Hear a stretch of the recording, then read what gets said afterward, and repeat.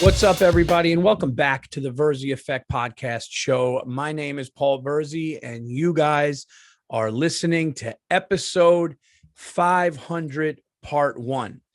Now, this is obviously a very special episode. This is the 500th time I've sat down and recorded something. To a lot of you new listeners, since the show has grown so much during the pandemic, it seems like only not even close. I don't even know if there was like 100, but I was doing audio and I was doing this for a long time, and I am going to have a guest on. I'm going to have a special guest on, or to just talk and have a great time and make it a special episode. But what I wanted to do in part 1 is I wanted to talk to you guys alone. It seems like the show was mainly always me alone for a long time, and I think that it was only fitting to start this podcast with me talking directly to you.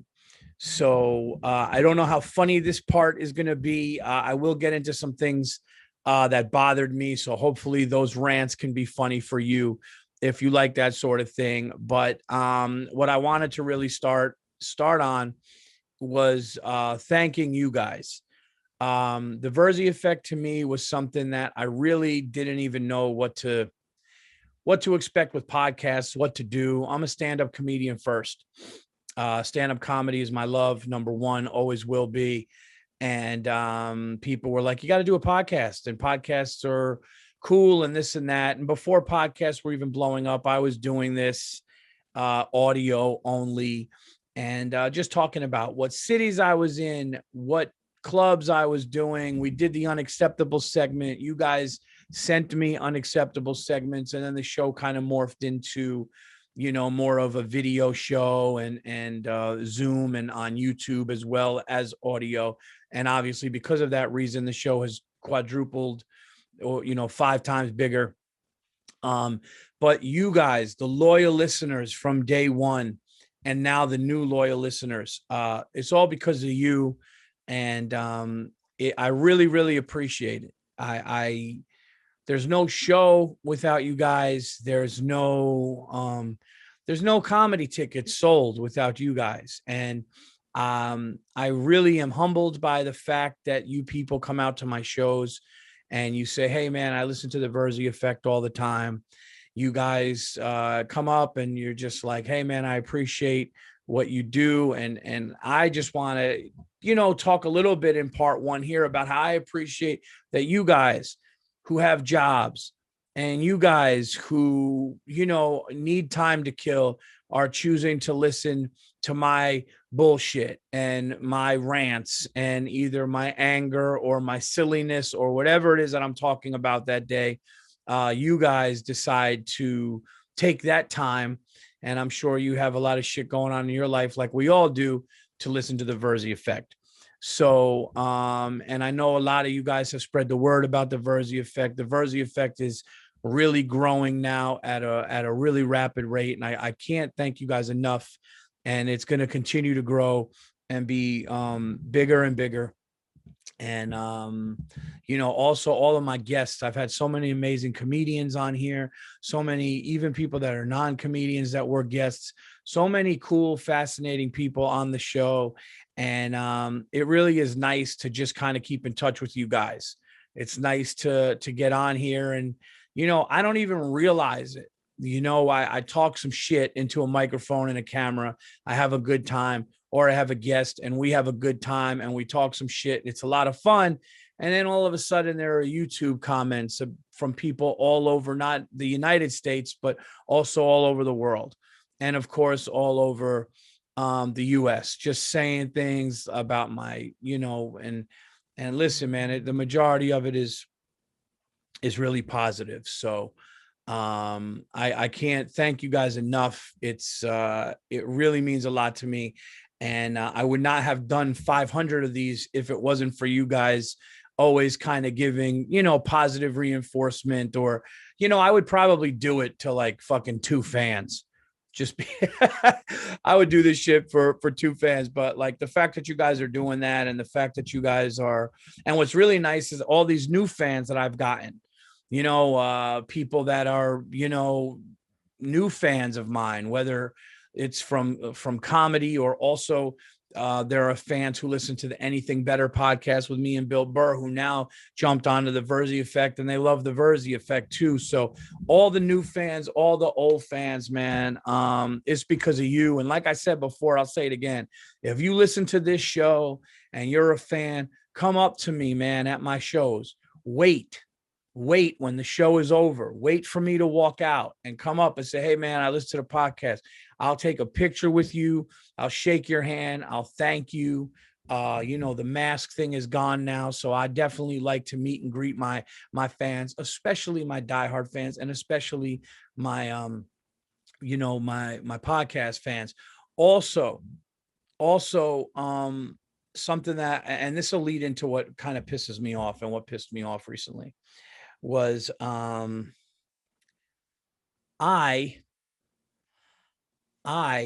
actually love to talk about soldiers on the show, and I have a lot of soldier listeners. I've had soldiers in the mountains of fucking Germany.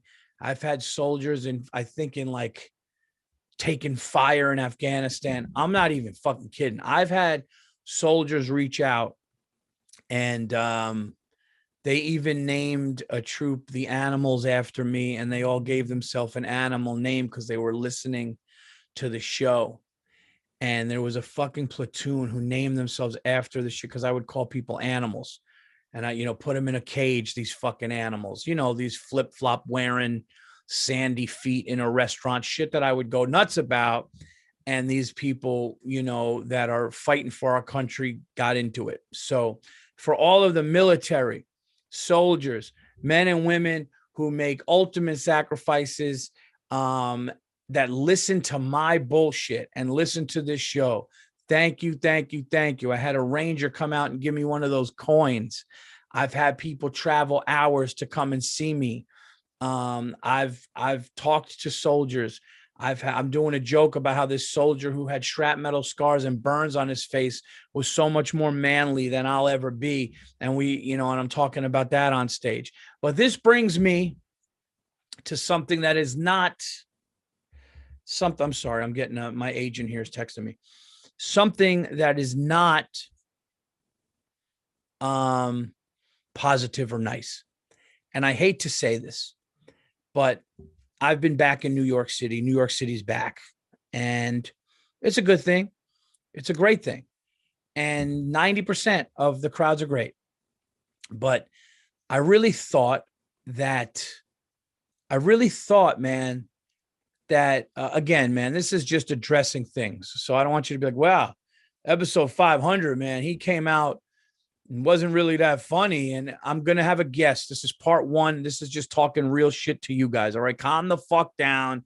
All you fucking judgy fucking, I don't know what you wanted. Episode 500. I'm going to light myself on fire and fucking dance. Fucking anyway. But there is an element of the crowd in New York City, man, and it really is bad. And I'm going to just tell anybody listening to this, because this is true. There is Jesus. Jesus, I'm trying to. Anyway. So, there's an element in New York City that is really the worst in comedy in the country. I hate to say that about my home city. And the crowds that are great in New York are great. So like I said, 90%, I'm talking about the 10%. I'm talking about a very small percentage, but it only happens, or it happens a lot more in New York than other places. So for you people coming out in New York, come out in New York. I might do my next special in New York. Hint, hint. I don't know. With COVID and everything and how everything has gone crazy, and we got to get this material out there and stuff. I love New York, but what I don't love about New York is that element that is so sensitive.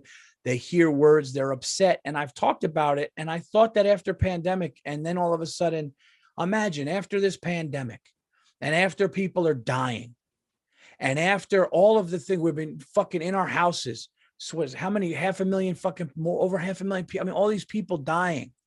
and we were told to stay inside and wear masks and do all these things. And you would think now that the clubs are packed, people are going to say, fuck everything. I don't care about sensitivity. Let's go out, have a drink, and enjoy ourselves. And still, because of the media, because of the news, because of the fucking line that's drawn in the sand and people just on one side, the other side, everybody making things political. And I said on stage the other night in New York, I go, half of you guys are amazing. I go, the other half, you're like fucking children in New York. You hear a word, you get all upset. It's fucking embarrassing. You fucking watch the news. And it was really like, I'm not even kidding. It was really fucking people coming up. Yeah, about that one joke though. Why do you think you would say something like that? And I'm going like, shut the fuck up. Shut the fuck up. I'm joking around. I'm having a good time. I'm on stage. I'm doing what I do. You paid a ticket. All right. If you didn't like me, there's 5 or 6 other comics on the show. Go fucking have a coffee with your boyfriend or whoever the fuck you're with. Okay. Your husband, your wife, go sit down and talk about the show after. Like you talk about, don't come up to, you know what I mean? I'm not going to go up to Tom Cruise and be like, why would you guys do that scene with the airplane? No, I fucking go to go get a piece of pie at a diner and talk to my brother about the movie that we just fucking saw. And it's happening with other comedians. Other comedians like, what's going on in New York, man? Knew that woke shit. It's fucking gross. These fucking women came up to me, or this woman goes, she was Australian. This fucking dumb Australian asshole. She's like, yeah, do you like Trump? And I'm like, what? And she goes, I don't know. I just got that vibe. Because I do a joke that says I miss Trump because of the craziness and the chaos. Because now with Biden, you don't get anything. I said, we should have had a buffer in the middle. I said, you can't go from crazy chaos to this. And like, she's like, I feel like that. And she's like, why would you? And she's like, I wish I could vote in this country. I've been here 9 years. It's like, get on an airplane and go back to fucking Australia for 20-hour flight. You fucking ass. I don't care if you've been here you're Australian. Go back to that fucking country. You're in America now. You're in the best country in the world. Nobody cares about your fucking views. And you're at a comedy show. Shut the fuck up. Somebody should dump a drink on her fucking head and tell her to get the fuck out of here. Okay? Fuck you, man. Come up to me at my show and go, yeah, do you really feel that way? No, you know what I feel like? I feel like making jokes. And some of them are going to hit for people and some of them aren't. Shut the fuck up. You drunk asshole.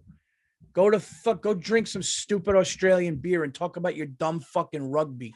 You fucking dope. Fuck out of here. I swear to God, next time somebody comes, I'm going to give you warning. Next time somebody comes up to me, obviously, if you come up to me after a show and you come up to me about something positive and you come up and you say something, or even if you're like, oh man, what did you mean by that joke? I liked it, but I was confused. That's fine. But if you come at me with some like, I didn't like that, or why did you think what? I'm just going to say, listen, man, get the fuck away from me. Okay. You don't get the fuck away from me. Okay. Go home.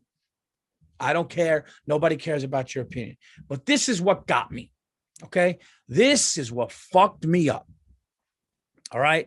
I talked about this on the Anything Better podcast, which is coming out on Saturday. So excuse me if you guys, I don't know if you listen to both or whatever. I talked about it, but I have to talk about it on the Virzi Effect because it's something that happened. And I'm hoping that the Navy SEAL that was in the crowd at the stand over the weekend is listening to this. I really am. I'm hoping that Navy SEAL is listening. All right. There was obviously a Navy SEAL in the crowd because I just said that there was. I found out from someone. Like, yeah, there's a Navy SEAL to the right of the stage. Okay. And big dude, jacked up, and he had 3 buttons up here, all buttoned up. I'm sorry. I'm waiting for a pizza guy for my kids. My kids ended school. It's a fucking whole thing. All right. Anyway, so I'm on stage and I'm talking. I said, look at this guy. This guy's jacked up. And and I was like, oh, so you're in the military? He said, yeah. And I'm just fucking, we're just having a good time. Right. I'm just doing normal shit a comic would do with someone. Like, he looked big. I was like, this guy. I was like, let me guess. You wake up first thing push-ups? And he goes, yeah. I go, yeah, I could tell this guy. There's no way this guy's not getting out of bed, doing like 300 push-ups and then making his bed tighter and more perfect than anybody. I mean, that's what this guy was. Sitting down with his wife or his girlfriend and just, and just having a good time at the show. Okay. And then I said something to him along the lines of guys like you were just built tougher than me. I can't do the shit. Like, I'm built to make guys like you laugh. Okay. But guys like you are the shit. I appreciate it. Blah, blah, blah. We go into this whole thing. I get a couple of laughs with some jokes with him. He's enjoying it. And then I said, well, thank you for what you do or your service. And then this is where I got upset. Okay. And think about this for a second. Really listen to what I'm about to say, because it's fucked up. I say, yeah, thank you for what you do. And a couple people start clapping. And then there's like hesitation claps. And I go, yeah, guys, you could clap. I go, New York is so fucking liberal that they're like, I don't know, should I clap for that?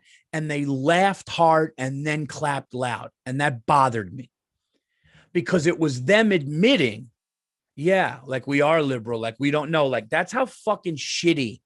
And I don't even mean liberal. I should say like, just like either brainwashed or whatever, because it was like this it's like this guy is a fucking Navy SEAL that will go into a hostile environment and fucking kill a fucking terrorist for our country, like they did with bin Laden. That's what this guy will fucking get dumped in the Arctic Ocean and hold his breath for fucking 55 minutes and swim with seals and shit.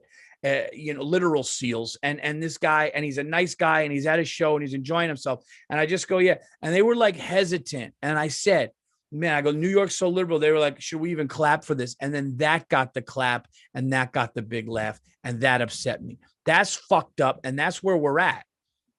Okay. And again, I love New York. I think there's nothing like running around New York City and doing sets in this city. New York made me. New York made me the comic that I am. New York taught me how to write a better joke. New York taught me how to be edgier. New York taught me and gave me everything that I am, that I have, that I've done in comedy. And when you go on the road, you're not going to be as strong as when you're in New York. Because when you're in New York, I need to dig deeper. I need to be more honest. But then what happened is, then it kind of flipped a little bit where it's like when you do dig deeper and you are honest, or you do say something that maybe could make somebody sensitive, it fucking changes the dynamic of the room. And that's sad. And I got to tell you something. I've been to Texas. I've been to Arizona. I've been to fucking Utah. I've been to Florida. I've been to Tennessee. Okay. I've been to all these different places, and all these different places that I've been, that I performed, there's no like real issue. If you say something, there's no issue. It's like, okay, if somebody doesn't like something, they're like, all right, they'll hope for the next joke. In New York, that little 10% that I'm talking about, it just feels like, and guys, this isn't just me. I'm just talking about it. I'm not going to name names, but there's a lot of comedians, big ones, and a lot of comedians that you guys would know that all talk about this, going like, what the fuck, man? Like, there's always like one or two people like, and it's not even a big deal, but it's always like people going, oh, or no, oh my God. And it's like, what are you doing? So I'm hoping that fades away. I don't know that it will. I know that I'll never apologize or change. I know that if people need to be told a certain way, then I'll do that. Like, I'm just going to have fun and do what I love to do and tell jokes, because that's what it's about. It's not about picking sides. It's not about politics. It's not about that. It's about enjoying life, because we're all going to fucking die. Okay. And that's what these tight asses don't understand. They take themselves seriously. They're brainwashed by the news.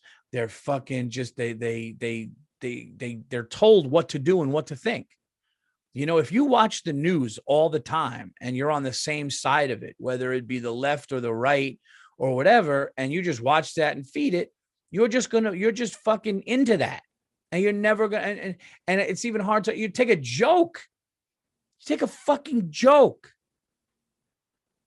All right. My mother had stage 4 cancer. I'm doing a joke about cancer charities. How I'm tired of them making you do physical shit to raise money. I'm doing joke. What does that mean? I mean, anybody with cancer is going to get upset. My mother had cancer. It's like, what the fuck are we doing here? So that was one thing that bothered me. That is one of the biggest unacceptables I've ever had. So there you go for an unacceptable for the week on episode 500, part 1. All right. Episode 500, part 1. Unacceptable of the week. A Navy SEAL can't enjoying himself. I was even joking. He kept calling me sir. He called me sir. I was like, yeah, I am a sir. That's right. I'm Sir Mr. Virzi. You know, it was great. And he was nice. He was enjoying himself. And I know he loved what I did. And when he left, we looked at each other and he said, thank you, sir, and all this stuff. And it was great. And I appreciate him. I appreciate what he does. I hope he's listening to this. But it was unacceptable to have a crowd be like, oh yeah, oh yes, we should. Now let's think about it for a second. Yes, we should clap instead of just fucking clap. It annoyed me. So there's your unacceptable for the week. All right. I just don't know what is happening. I don't know what is happening with New York and comedy, man. This was like the place. This was like the place. And for the most part, it still has that. It still has like, oh my God, you could feel how great it is. But then it also has that like shitty thing, man. And I hope it goes away. But I think it's up to the comics to not change. And I think it's up to the comics to say the words that they want to say and to do, you know, whatever you want to do unapologetically and as honest as possible. And if somebody's not okay with it, they need to adjust, not the comic. That's what it is, not the comic, you know. And, you know, so that's all. I'll get off my soapbox about that, but it really annoyed me with what happened with that. Anybody, and if you guys know me and you've been listening to the show, you know how some shit like that would annoy me, because that's just some shit I can't handle. I can't handle that shit. You know, this fucking dude, I don't care what side. This dude will snap 15 terrorist necks without even being seen for you, whether you're a Democrat, whether you're a Republican, whether you're independent, whether, no matter what you are, this guy will fucking, you know, hide in a whale's belly and then cut the whale's gut open and swim out, jump on some fucking estate that has all these terrorists, kill them all, and get back in, and then just drink a beer and go and call you sir. How about that? This guy will do that shit for you and then call you sir. Okay, so I don't want to hear shit. You know, this is like the only place, and I can't even believe like that. It's almost become hacky to say. Think about this. It's almost become hacky to go up to a military person and say thank you for your service. It almost looks like cheesy and corny to do that now. How did that happen? How did that? Because I'm not doing it. I'm not waking up at 6 o'clock in the fucking morning running 10 miles. I can't do it. I'm not built for it. I'm doing a joke about that. Like I'd be in a night unit with a bunch of fat, lazy fucks just checking in at 9 o'clock, sitting on top of the hill, just throwing rocks after everybody else is dead, seeing if we could take 1 or 2 people out with a rock. That's what I'll do. Okay. Cause I'm not doing it. I'm not waking up at 6 o'clock in the morning, 4 o'clock in the morning, running miles, somebody screaming in my face. I'm just not doing it. Okay. I'll fucking run 10 miles away in the other direction, never come back to the boot camp. I'll be hiding up in the fucking mountains, just never come back. So I don't know what these people that like don't give it up to them think that they're doing. Okay. You know, you're a fucking barista at Starbucks and this guy is, you know, will snap somebody's neck with his fucking shoelaces from 3 feet away. What are you doing? Pouring lattes? Because I know I'm not doing it, and I damn sure know, well, you're not doing it. Wait, how's it go? I for sure know, I don't know. Fuck, you know what I'm saying. So anyway, that's where we're at. This is episode 5 fucking 100, everybody. Got a guest coming on. I hope part two we're going to be doing 2. So you guys are going to be getting 2 parts to 500. And I wanted to talk about some of the highlights of the show. For me, it was definitely people writing in their unacceptables, and we're still going to figure out a way to do that, but to interact with the crowd. One highlight that I remember from the show, somebody wrote in and said they saw somebody do something disgusting in a bathroom at a Buffalo Wild Wings in Chicago. And the guy goes, dude, that's unacceptable. And the other dude goes, yeah, I listen to Paul Virzi's podcast too. That was pretty cool. So two guys could have gotten into it. And then they were like, yeah, that is unacceptable. I listened to the podcast too, because they knew about the unacceptable. That was a cool one. People always ask me, what's the craziest unacceptable that I ever heard from a fan? I will relive this one. I will retell this one. Somebody wrote in a long time ago that they called an Uber driver. The Uber driver showed up. A woman came out with her baby in a car seat, strapped the baby in, walked around the car, handed the fucking address to the Uber driver and said, take my baby here. And the woman just left. And this guy's driving with a baby for 45 fucking minutes, praying the thing doesn't cry and taking a baby somewhere. That was another one that I really remember about the show. That was a crazy one. All of these are on the audio, so you can go back and listen to the audio. The show has definitely kind of shifted and changed. Another part of the Virzi Effect, which is now he was a listener and now he is a friend. But the new listeners won't know this, but there was somebody who wrote in stories about his IBS situations. The one and only Shakespeare of shit, Kelly Meyer. Kelly Meyer is a friend of mine now. Kelly Meyer was a listener, is a listener, loyal listener of the Virzi Effect. And Kelly would write in stories about how him and his crew would go to a game, but he would eat shit and drink and his stomach would bubble up. And he had epic episodes of shitting himself, IBS. So then, but he would write it so eloquently. He would write how he's shitting in the bed. Like he would write the most disgusting things you could think about of somebody with IBS and the shit coming out of their body, literally. Like, and he wrote it with the most elegant, amazing. I'm telling you, Shakespeare would have been impressed with how he did it. So we ended up calling Kelly on the show the Shakespeare of shit, and he would write these epic things in. And all those you can go back. If you ever want to go back into the library of the 500 episodes, you can go back and you could listen to some of those. But really great, really funny stuff with Kelly. So those are the things that I think about on the show. Some amazing guests on the show. So many of my comedian friends. I don't want to name one or two because there have been so many, but it's just been so cool to have, big name comedians want to do the show. Friends of mine and all comedians that you guys know. You can check it out. You could even see, some heroes and some people that I think some of the greatest comedians in the world on the show. So it's been so great, and there's been so many like moments on the show where I'm crying, laughing with somebody I love. And I'm realizing, holy shit, this is my show. I created this. And we've talked movies, we've talked sports, we've talked, so many different things, gambling. We've talked family and kids and all those things. And I realize now when I talk about episode 500, when I think about episode 500 and I go back, my children were young when I started this show.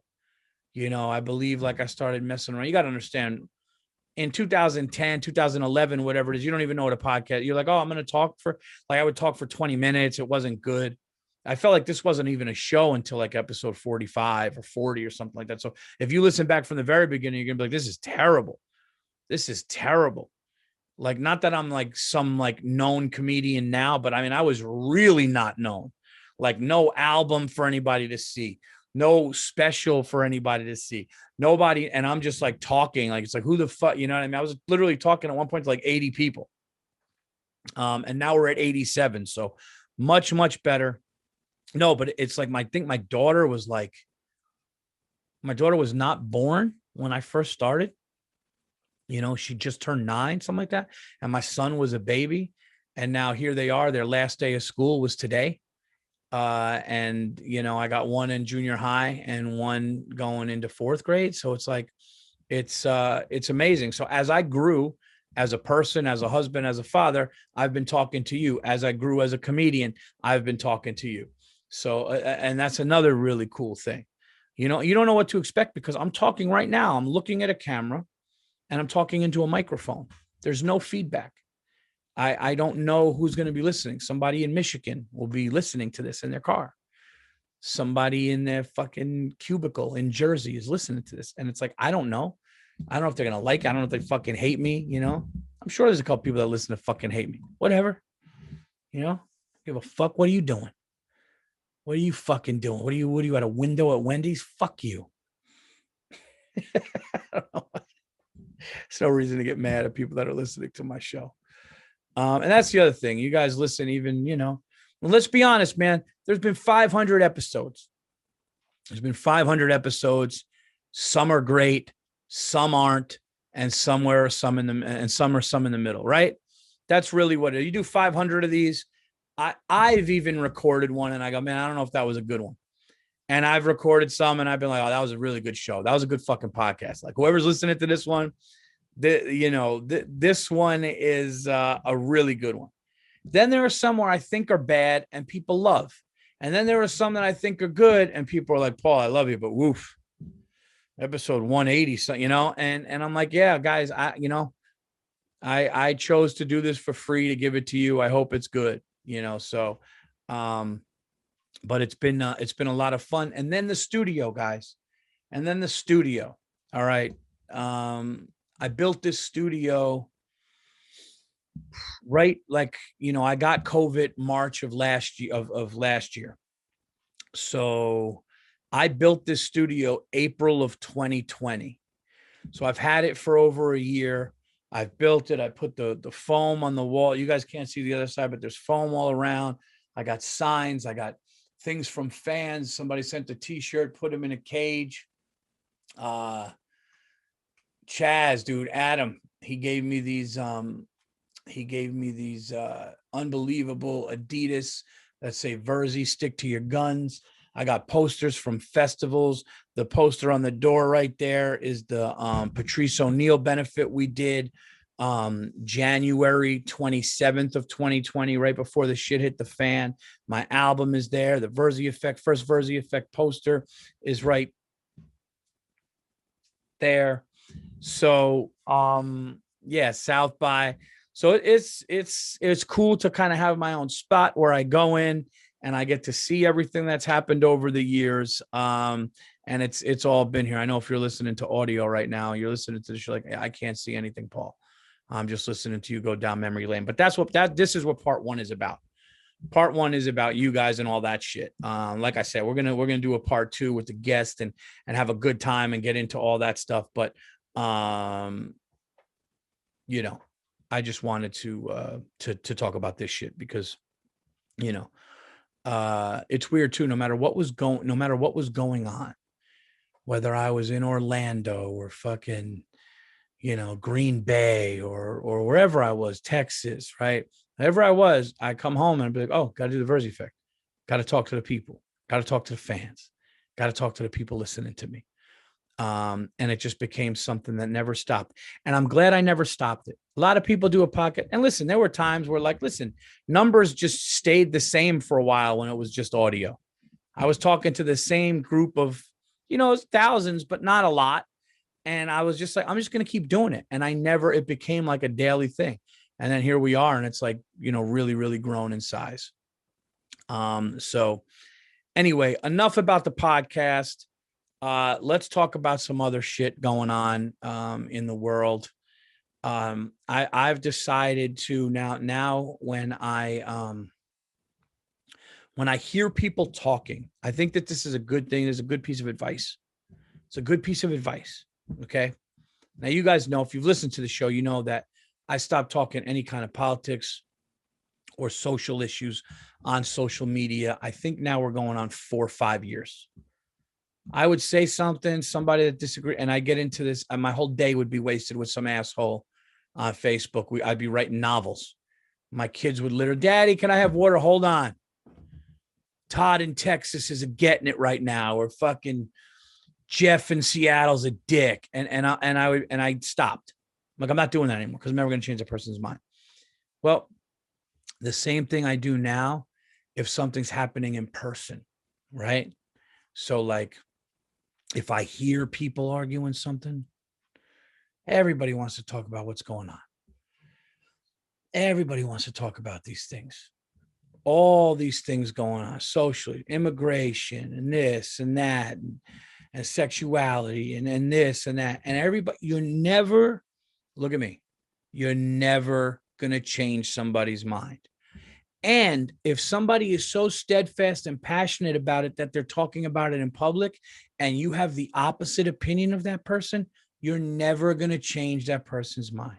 If that person is far left and you're not, or that person is far right and you're not going to casually have a beer, walk over and make somebody go, oh, fuck, I've been fucked up wrong for this whole time. This guy's right.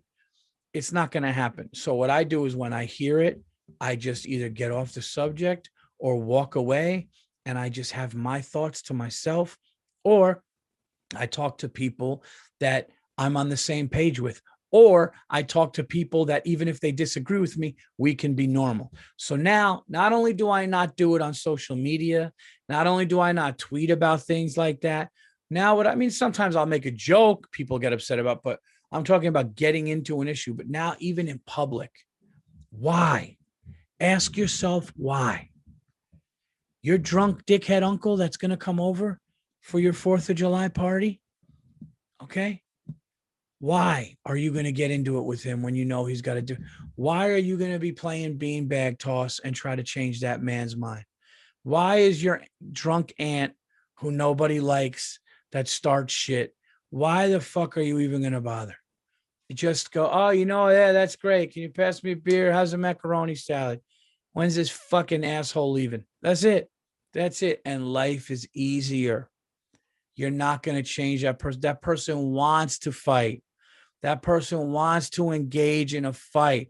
That person wants people that don't like what they're saying to go, so they could go, so they could make their point, and then they can call that person crazy later. That's it. If you don't play the game, you can't lose the game. All right. That's a very important message. That's the message. Episode 500. When somebody wants to argue with you, if you don't play the game with them, you can't lose the game. All they want is that. And then if they're crazy and you raise your voice, guess what? They're the victim. Why are you yelling at me? Why are you doing? See, fuck that. Don't bother. Enjoy your life. Just take the world as you see it. Raise your kids to be good people. Don't take the bait. Look at the trees. Enjoy the sunshine. Smoke a cigar. Have a tequila. Put your feet up. Shut the fuck up and don't fight. It's a crazy world. People are not going to change. Just fucking live your life, man. Just live your life. That's it. That's the message, and that's the way you can be free mentally and physically, because that shit will physically kill you, man. Just gotta stay away. Just chill out. That's what I do. And it feels good, man. Speaking of 4th of July parties, now you guys know that I throw bangers. Okay. And I didn't think, there's a fucking ant in here. I didn't think that my party could get better than last year as far as fireworks. But I went to a place that has fireworks. We don't know if they're illegal or not. I think they're legal. We went to a place and I bought some shit that I'm really excited about. Okay. Let's just say Ray Charles will be playing. Bruce Springsteen will be playing. And the sky is about to get lit up to the likes of which you have not seen at a residency. Okay. It's going to be a banger of a party, people. It's going to be a banger. I'm going to celebrate America. Okay. I don't care what your views are. People are not allowed to come to my house and talk politics. If you come to my house and talk politics, you will be asked to leave my fucking house. Nobody wants to hear that shit. The vibe is positive. The vibe is good. Everything is going to be nice. Everybody's going to eat. Then they're going to have dessert. Then the fireworks are going to go off. Then there's going to be another dinner. At 11:30, we bring out sausage and peppers. Everybody has sausage and pepper sandwich at 11:30. That's what the fuck happens at my house. Okay? So you're going to eat. You're going to snack. You're going to eat. We're going to grill. Okay? Then you're going to snack some more, whatever you want to do. Then there's going to be a fucking dessert table you haven't seen since your last wedding. Okay? Then the sun starts to go down. And then we light up the sky like you fucking read about. Okay? Like you read about. Okay? The shit, there's going to be, the boats don't have the shit that I have. Boats. Okay? And then a big pot of sausage and peppers, maybe a hot dog station with chili and onions and cheese and all that shit. That comes out around 11:30, 12 o'clock at night. We eat again, dessert again, bonfire. That's what we do. It's America. Okay. It's the big girl's birthday. Okay. So you clap for that fucking Navy SEAL. You understand me? You clap because you ain't doing shit. Matter of fact, if this country's safety was left to you, we'd all be fucking lined up and probably shot in the head somewhere tied to each other. Okay. So think about that. That's how I'm going to end part 1 of episode 500 of the Virzi Effect. Part 2 is coming with a guest. That's how I'm going to end part 1. Very simple. A couple things that I want to reiterate about this part 1, and then I'm going to be on my way. Thank you all who listened. Thank you all who give a shit. Thank you all who come out to my shows. This is a new chapter. I got another special coming out, and we're going to keep this thing moving. So thank you. Humbled, appreciate it. I mean it. Number 2, don't engage with people that don't agree with you. You're never going to win. Enjoy your life. Look at the trees. Okay. Number 3, you see a fucking Navy SEAL and you're in an audience and somebody says clap for them, you fucking clap for them.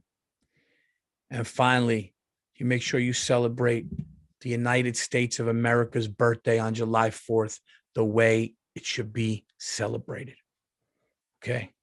You blow up the fucking sky, you look up and you thank you thank God or your lucky stars or whatever they say, whatever you thank for living in the greatest country on earth.